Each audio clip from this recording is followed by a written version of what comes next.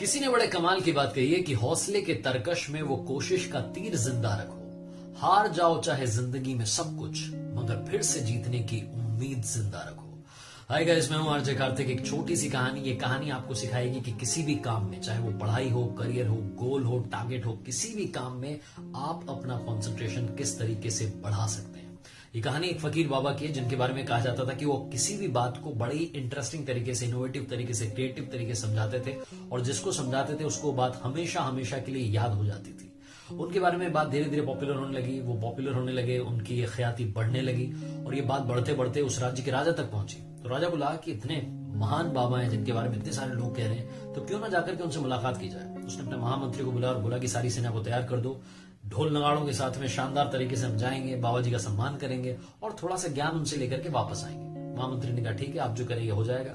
एक दिन डिसाइड किया गया। उस दिन सारी सेना के साथ में, लाव लश्कर के साथ में राजा साहब निकल गए और पहुंचे उन फकीर बाबा के आश्रम के बाहर। वहां जाकर के देखते हैं कि उस दरवाजे से ही वो फकीर बाबा दिख रहे थे। वो अपने बगीचे में गड्ढा खोद रहे थे। तो राजा बोला कि कैसा बाबा है, मतलब इतना महान बन चुका है लेकिन गड्ढा खोदने का काम कर रहा है, अपने शिष्यों से काम करवा लेता।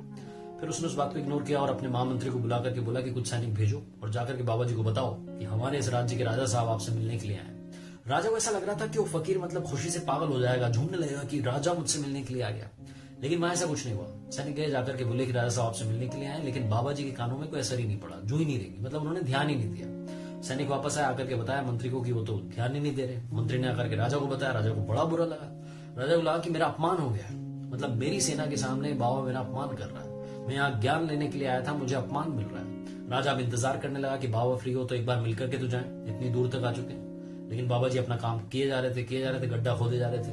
अब राजा ये सब देख रहा था, उसे बड़ा अजीब सा लग रहा था। उसने बोला कि ढोल नगाड़े बजाना शुरू करो, क्या पता शोर मचेगा तो इस बाबा को थोड़ा अकल आएगी। उसे लग रहा था कि बाबा फकीर वकीर नहीं है, पागल आदमी है। कुछ देर के बाद में ढोल नगाड़े भी शांत हो गए और थोड़ी देर के बाद में वो बाबा जी अपना काम खत्म करके खुद से आ गए राजा से मिलने के लिए। और आकर के नमस्कार किया और बोले कि राजन आपका स्वागत है हमारे आश्रम में, आइए आपको शीतल जल पिलाते हैं। तो राजा भड़क गया। राजा ने बोला कि क्या पानी वानी की बात कर रहे हो, मैं आपका इंतजार कर रहा हूँ, आप मुझे इंतजार करवा रहे हो, मैं आपसे ज्ञान लेने के लिए आया था। ज्ञान तो छोड़ो, आपने मेरा अपमान कर दिया, और मतलब इतना छोटा सा काम आप कर रहे हो, गड्ढा खोद रहे हो, कौन सा बड़ा काम कर रहे हो। तो फकीर बाबा जो थे उन्होंने कहा कि बेटा कौन सा काम बड़ा है, कौन सा काम छोटा है, ये तो ऊपर वाला जाने, मैं तो हर काम को बहुत बड़ा मानता हूँ, बहुत महत्वपूर्ण मानता हूँ। और रही बात ज्ञान की, तो वो मैं तुम्हें पहले ही दे चुका हूँ।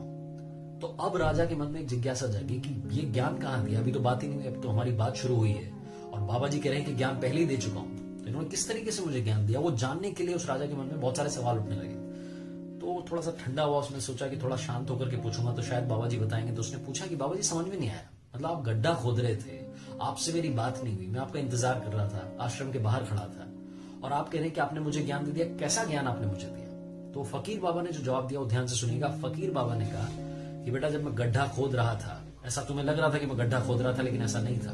मैं गड्ढा नहीं खोद रहा था, बल्कि गड्ढा खोदने की जो क्रिया है वो बन चुका था।